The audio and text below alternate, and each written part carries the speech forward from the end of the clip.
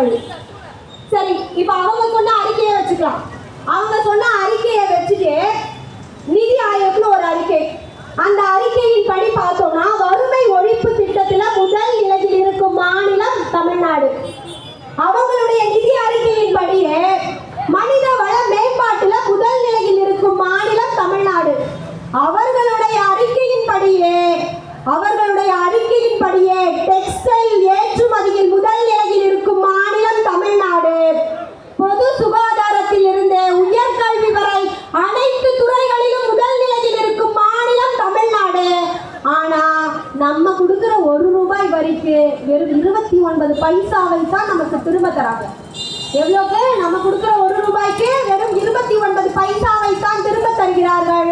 ஆனா உத்தரப்பிரதேசம் கொடுக்கிற ₹1 ₹1.75 பைசாவை கொடுக்குறாங்க. யோசிச்சு பாருங்க, பீகார் கொடுக்கிற ₹1 எவ்வளவு தருவாங்க? உத்தரப்பிரதேசத்துக்கு ₹1.75 பைசா தராங்க. நம்ம கொடுக்கிற ₹1 வெறும் 29 பைசாவை தான் தருறாங்க. ஆனா பீகார் கொடுக்கிற ₹1 ₹7 திரும்ப தருகிறார்கள். நம்மளோட பணத்தை தாங்கன்னு நம்ம கேட்டா நம்மளை பார்த்து உங்களுக்கு பணம் தர முடியாதுன்னு சொல்றாங்க. அந்த ஒன்றிய அரசு மாநிலங்களுக்கு பணம் தருவதை நிறுத்தி அவர்களுக்கு பட்டினி போட்டு அடிபணிய வைக்க பார்க்கிறார்கள். நாம் அடிபணியாமல் நிமிர்ந்து நின்றால் நம்மை பார்த்து நாகரிகமற்றவர்கள் என்கிறார்கள்.